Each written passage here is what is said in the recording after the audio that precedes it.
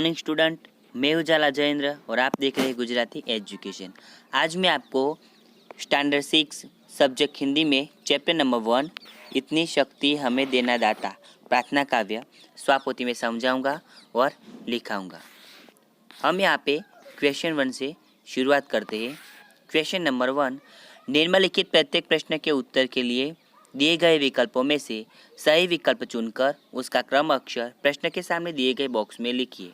Number 1, काव्य में ईश्वर को किस रूप में संबोधित किया गया है? सही आंसर है दाता। नंबर 2, कवि किसकी रोशनी मांगता है? उसका सही आंसर है ज्ञान।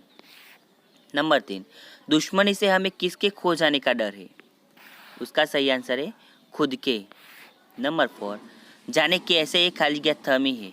उसका सही आंसर है धरती। क्वेश्चन 2, कोष्टक में से उचित शब्द चुनकर रिक्त स्थानों की पूर्ति कीजिए। ऑप्शन में दिया है कोना, दुश्मनी, ममता, विश्वास, मधुबन, बुराई। नंबर 1, मन का खाली जगह कमजोर होना, तो विश्वास। नंबर 2, हर खाली जगह से बचते रहे हम, तो बुराई। नंबर 3, सबका जीवन ही बन जाए खाली जगह, तो मधुबन। नंबर 4, कर दे पावन हर एक मन का खाली जगह, तो उसका आंसर है कोना। नंबर 5, खो न दे खुद को ही खाली जगह से, तो दुश्मनी से। और नंबर 6, बोझ खाली जगह से तू ये उठा ले, तो ममता से तू ये उठा ले।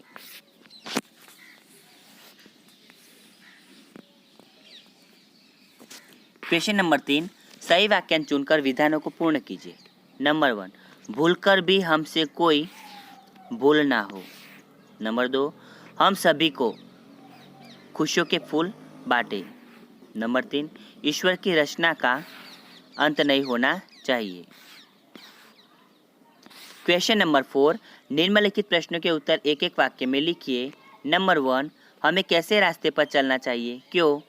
उसका सही आंसर है हमें नेकी के रास्ते पर चलना चाहिए, इसी से जीवन में सुख शांति मिल सकती है। नंबर 2, आने वाला कल कैसा होगा? तो आने वाला कल बीते हुए कल से अच्छा होगा। नंबर 3, हम ईश्वर से कैसी जिंदगी की कामना करते हैं?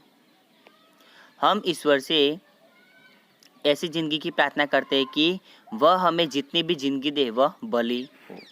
नंबर 4, हमारे मन में कैसी भावना नहीं होनी चाहिए? उसका सही आंसर है हमारे मन में बदला लेने की भावना नहीं होनी चाहिए।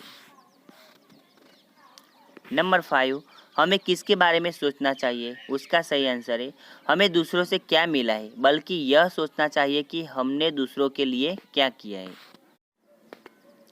नंबर 6, हमारा मन पावन कैसे बनेगा? तो हमारा मन करुणा के जल से पावन बनेगा। नंबर 7, कविता में कैसा जल बहाने की प्रार्थना की गई है, क्यों? तो कविता में करुणा का जल बहाने की प्रार्थना की गई है, क्योंकि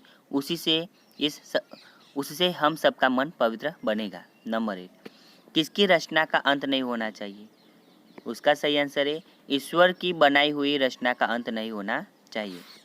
क्वेश्चन नंबर 5, निम्नलिखित प्रश्नों के उत्तर लिखिए। उसमें नंबर 1, मन का विश्वास कमजोर होना ऐसा कवि क्यों कहते हैं?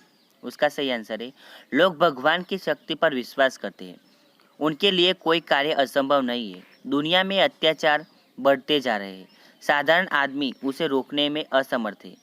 ऐसे समय पर वे अपनी शक्ति का परिचय दें ताकि उनके प्रति लोगों का विश्वास कम न हो।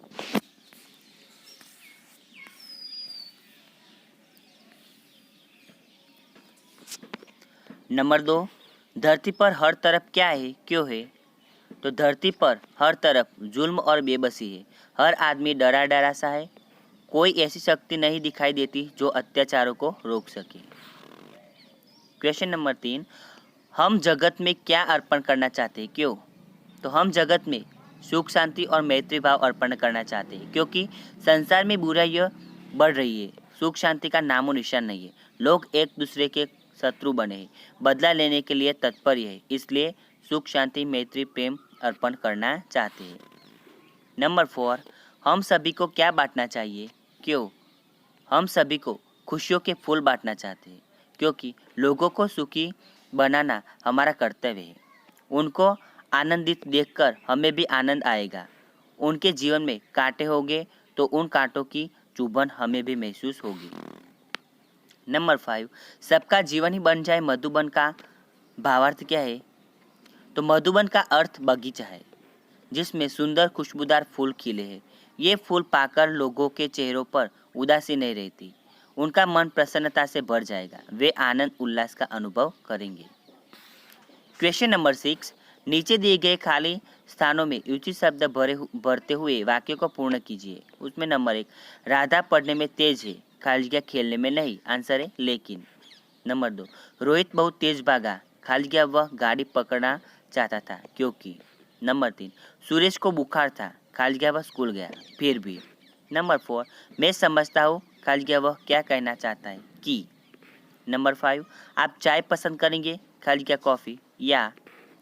क्वेश्चन नंबर 6, मैंने सुबह ही पढ़ाई कर ली, खाली जगह शाम को खेल सकूं ताकि। नंबर 7, अध्यापक रुक गए, खाली जगह लड़के के बोलने की प्रतीक्षा करने लगी और।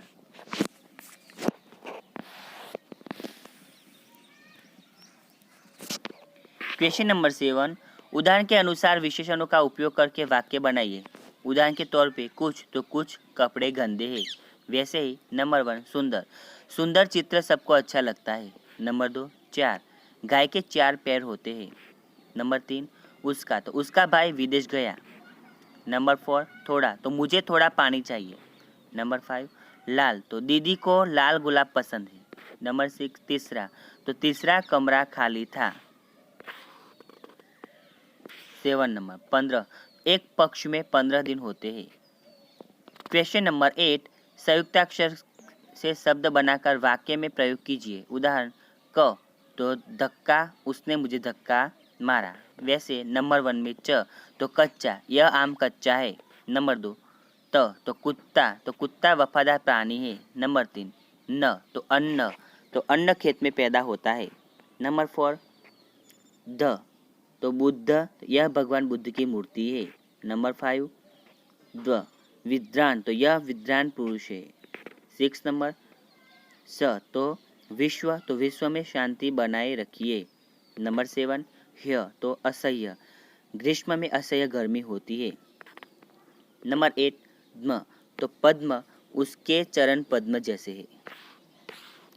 क्वेश्चन नंबर 9, निम्नलिखित वाक्य पंक्तियों का भावार्थ लिखिए। उसमें नंबर 1, बैर होना किसी का किसी से, भावना मन में बदले की होना। उसका आंसर है हमारी किसी से कभी भी दुश्मनी न हो, और अगर कभी हो तो हमारे मन में उसका बदला न लेने की भावना पैदा करनी है।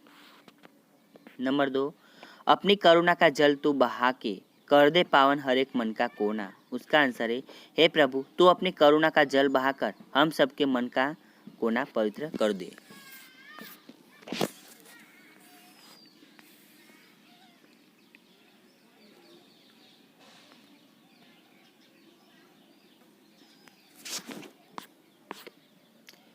क्वेश्चन नंबर 10, निम्नलिखित परिच्छेद का मातृभाषा में अनुवाद कीजिए। एक चिड़िया पेड़ पर रहती थी, उसका घोंसला पेड़ पर था।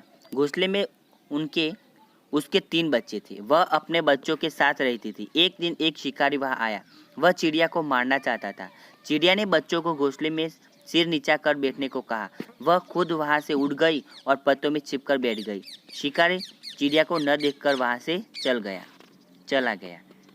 उसका अनुवाद है, एक चकली વૃક્ષ પર રહેતી હતી, તેનો માળો વૃક્ષ પર હતો। માળામાં તેના 3 બચ્ચા હતા, તે પોતાના બચ્ચા સાથે રહેતી હતી। એક દિવસ એક શિકારી તે આવ્યો, તે ચકલીને મારી નાખવા ઈચ્છતો હતો। ચકલીએ બચ્ચાઓને માળામાં માથું નીચું કરીને બેસવા કહ્યું। તે પોતે ત્યાંથી ઉડી ગઈ અને પાંદડામાં છુપાઈને બેસી ગઈ। શિકારી ચકલીને ન જોઈને ત્યાંથી જતો રહ્યો। क्वेश्चन नंबर 11, निम्नलिखित विषय के बारे में अपने विचार व्यक्त कीजिए। बारिश होनी चाहिए या नहीं। उसका नंबर 1, बारिश होने से धरती ही हरी भरी बनती है और खेत में अच्छा फसल होता है। उसका सही आंसर है गर्मी से छुटकारा पाने के लिए बारिश की बहुत ज़रूरत होती है। बारिश भगवान का वरदान है, उससे धरती हरी भरी बनती है, खेत में अच्छी फसल होती है, उससे हमें पीने का पानी मिलता है। वर्षा का पानी कुएं, नदी, नालों में हर जगह में होता है। कभी कभी लगातार बारिश के कारण कीचड़ होता है, गंदगी फैलती है और बीमारियां बढ़ती है। पानी का जीवन में बहुत उपयोग होता है। खाना बनाने के लिए, सफाई तथा खेतों की सिंचाई के लिए उपयोग होता है।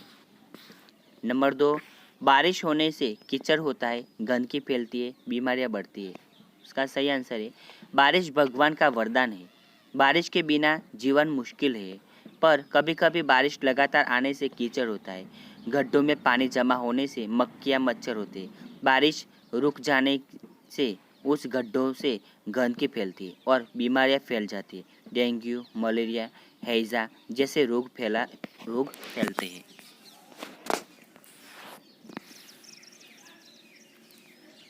क्वेश्चन नंबर 12, नीचे दिए गए चित्र को देखकर चित्र का वर्णन अपने शब्दों में कीजिए। स्टूडेंट, आप देख रहे हो कि एक चित्र दिया है, उस चित्र का वर्णन, चित्र में क्या क्या है वो देख के आपको नीचे लिखना है, जैसे मैंने लिखा है। समुद्र तट का दृश्य है, उसमें एक नाव है, ऊपर ध्वजा फहर रही है। 2 व्यक्ति नौका विहार कर रहे हैं। एक लड़का तैर रहा है, दूसरा गेंद खेल रहा है। उसके पास एक महिला खड़ी है। तट पर एक लड़का पतंग उड़ा रहा है। एक लड़की हाथ में थैली लिए घूम रही है। 2 लड़के रेत से घरों बना रहे हैं। एक गुब्बारा वाला खड़ा है। एक लड़की फूंक फूंक कर गुब्बारे में हवा भर रही है। आइसक्रीम वाला गाड़ी लेकर खड़ा है। एक महिला उससे आइसक्रीम खरीद रही है। पास में उसका बच्चा खड़ा है। बाईं तरफ कोने में नारियल के पेड़ के नीचे, छतरी के नीचे मेज कुर्सी लगाए 2 व्यक्ति बैठे हुए हैं।